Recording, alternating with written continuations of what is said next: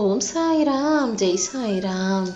எல்லாரும் நல்லா இருக்கணும், எல்லாருக்கும் நல்லதே நடக்கணும்.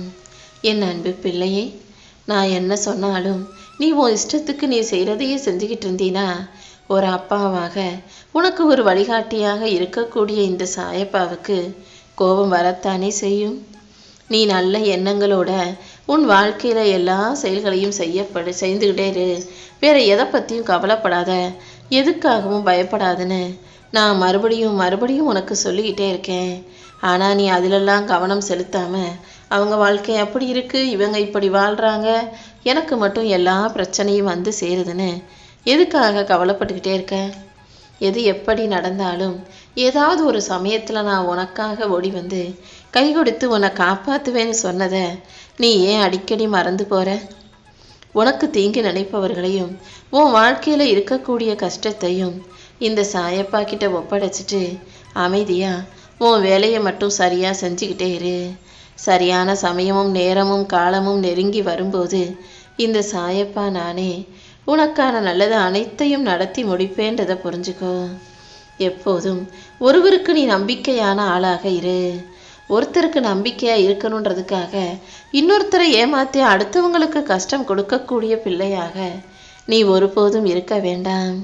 வாழ்க்கையில் எது எப்படி இருந்தாலும் அவங்கவங்க செய்கிற நல்லதுக்கும் கெட்டதுக்கும் அவரவர்களுக்கு நன்மையும் தீமையும் வந்து சேர்ந்தே தீரும். உடலுக்கு மட்டும்தான் முதுமைங்கிற மாற்றம். வாழ்க்கையில் உன் மனசுக்கு ஒருபோதும் முதுமை வருவதே இல்லை.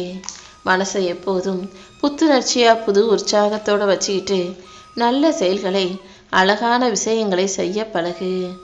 நல்லது எங்கு நடந்தாலும் அழகான விஷயங்கள் எங்கு நிகழ்ந்தாலும் அதை பார்த்து ரசிக்கவும் மகிழ்ச்சியை அனுபவிக்கவும் நீ தயாராக இருந்தாலே உன் மனசு இளமையாகவும் புத்துணர்ச்சியாகவும் புது உற்சாகத்தோடும் இருக்கும் என் செல்லமே.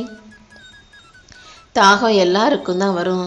தண்ணீர் குடித்தா தாகம் தீர்ந்து போயிடும். ஆனால் குடித்த தண்ணீர் உப்பாக இருந்துச்சுன்னா மறுபடியும் தண்ணீர் குடிக்க வேண்டி இருக்கும் அல்லவா? அதே போல தான் வாழ்க்கையில் எல்லாருக்கும் கஷ்டமும் பிரச்சனைகளும் வரும்.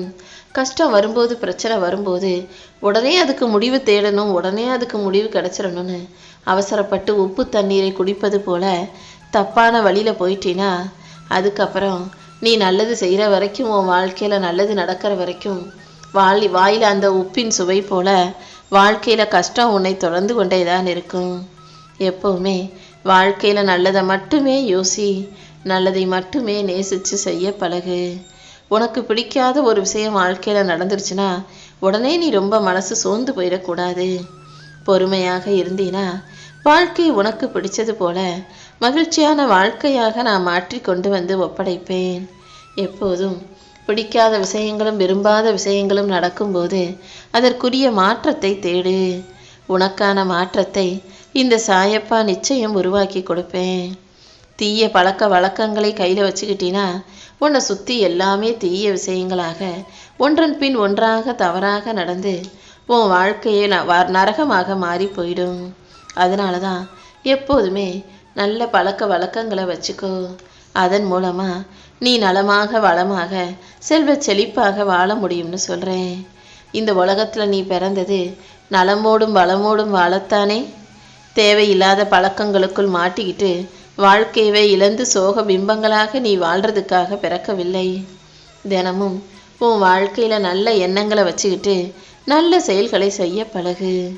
துன்பத்தை துரத்துகிற மனநிலையையும் இன்பத்தை அனுபவிக்கிற மனநிலையையும் வளர்த்துக்கிட்டு வாழ்ந்து காட்டுவது தான் உனக்கு சரியாக சிறப்பானதாக இருக்கும் என் செல்லமே. வாழ்க்கையில் எப்போவுமே அடுத்த கட்டத்துக்கு நகரணும்னு நினச்சினா, அடுத்தடுத்து முன்னேறணும்னு நினச்சினா அடுத்தவங்க சொல்கிற விஷயத்தை அப்படியே கேட்டுக்கொண்டு செய்ய வேண்டாம். உனக்குள்ளேயே கேள்வியை எழுப்பி பழகு. உனக்குள்ளேயே கேள்வி கேட்க பழகு.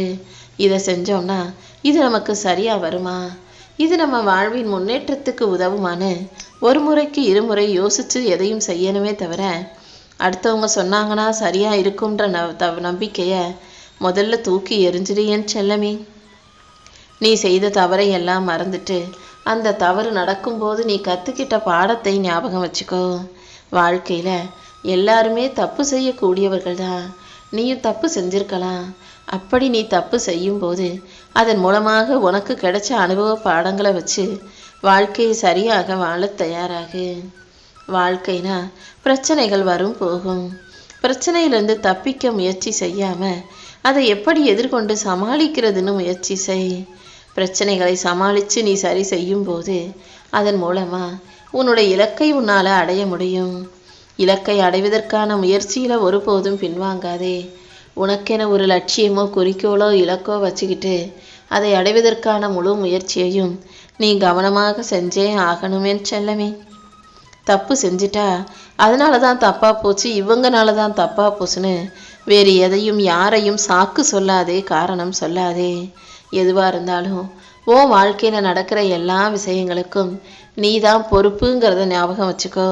அடுத்தவங்க 1000 சொல்லுவாங்க, அதை செய்யலாமா செய்யக்கூடாதா சரியா தவறான்றது உனக்கு தானே தெளிவாக புரியும். எப்போதும் நிகழ்காலத்தை நினச்சி சந்தோஷப்படு. உன் வாழ்க்கையில் நடக்கிற நேர்மறையான நல்ல விஷயங்களுக்காக மகிழ்ச்சி கொள்ளும்போது இன்னும் உனக்கான நல்ல விஷயங்கள் நடந்தே தீரும். விவரம் தெரியாத வயசில் வாழ்ந்த வாழ்க்கை தான் சொர்க்கம்னு இப்போ விவரம் தெரிஞ்ச பிறகுதானே புரிய வருகிறது. ஆனால் இப்போ என்னதான் நீ தலைகீழாக நின்னாலும் சின்ன வயசில் நீ வாழ்ந்த அந்த சந்தோஷமான சொர்க்க வாழ்க்கை உனக்கு கிடைக்க போகிறதில்ல. அதனால் இந்த நிகழ்காலத்தை எப்படி நிம்மதியாக சந்தோஷமாக சொர்க்கம் போல ரசித்து வாழலான்றதை யோசித்து அதன்படி புரிஞ்சு நடந்துக்கோ. நீ மட்டும் இந்த நிகழ்காலத்தில் சரியாக திட்டமிட்டு சிறப்பாக வேலை செஞ்சு உழைக்கும்போது, காரியங்களை சிறப்பாக செயல்படும்போது எதிர்காலத்தில் நிச்சயமாக உன் வாழ்க்கையில் உயர்வு வந்தே தீரும். குறுக்கு வழியில் திரட்டிய செல்வத்தை வச்சு நடத்தும் வாழ்க்கை நிம்மதியற்ற பயப்படக்கூடிய இன்பத்தை பெற முடியாத போலி வாழ்க்கையாகவே இருக்கும். குறுக்கு வழியில் போகாமல் நேர் வழியில் உண்மையாக சம்பாதிச்சு உன் வாழ்க்கையில் நீ ஜெயிக்கணும் என் செல்லமே. எப்போதுமே அமைதியாக பொறுமையாக இருக்க பழகு. எதுவுமே நிரந்தரம் இல்லாத இந்த உலகத்தில் யார் உன் கூட இருந்தாலும் வந்தாலும் போனாலும் தனியாக இருக்க தயாராக இரு. ஏன்னா உன் கூட பிறந்தவங்களோ உன்னை கட்டிக்கிட்ட துணையோ நீ பெத்த பிள்ளைகளோ கூட யாருமே கடைசி வரைக்கும் இருக்க மாட்டார்கள் என்பதுதான் உண்மை. எந்த சூழ்நிலையிலையும் யார் எப்படி வேணாலும் உன்னை விட்டு போக வாய்ப்புகள் இருக்கிறதல்லவா. உனக்கு ஒரு கஷ்டம்னா யாரும் வந்து உனக்காக கவலைப்பட போகிறதில்ல. அதனால் உன் சோகத்தை எல்லாம் உன் மனசுக்குள்ளே நீயே மறைச்சி வச்சுக்கோ. எப்போவுமே நேரத்துக்கும் காலத்துக்கும் முக்கியத்துவம் கொடு. கடந்து போன நேரம் திரும்ப வராதுங்கிறத தெளிவாக புரிஞ்சுக்கிட்டு தனிப்பட்ட ஆளாக, தனித்துவம் மிக்க ஆளாக உன் வாழ்க்கையை தனிச்சிறப்போடு செய்யக்கூடிய பிள்ளையாக இரு. நீ நல்லா வாழ்கிறதையும், நீ சிறப்பான ஆளாக இருப்பதையும், நல்ல நிலைமைக்கு வருவதையும் இந்த உலகத்தில் யாரும் விரும்ப மாட்டாங்க. நீதான் உன்னுடைய வேலைகளில் கவனம் செலுத்தி வாழ்க்கையில் ஜெயிக்கிறதுக்கான முயற்சிகளை செய்யணும். உன் வேதனைகளை எல்லாம் தீர்த்து நீ நல்லபடியாக மகிழ்ச்சியோடு சாதனை புரியும் அளவுக்கு இந்த சாயப்பா உனக்கு துணையாக இருந்து நல்லதை செஞ்சு தரேன்.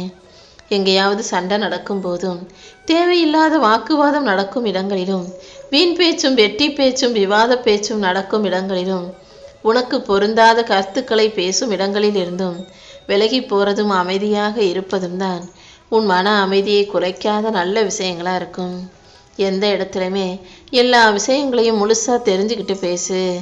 அரைகுறை அறிவோட தெரியாத விஷயங்களை பற்றி நல்லா தெரியும்னு பேசாமல் இருப்பது தான் உனக்கு நல்லது.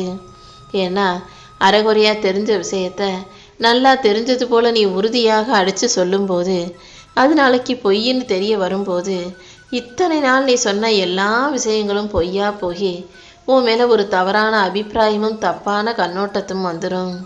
எதுவுமே எப்போவுமே நல்லா தெரிஞ்சால் மட்டும் பேசு, இல்லாட்டி அமைதியாக இருந்துவிடு என் தங்கமே.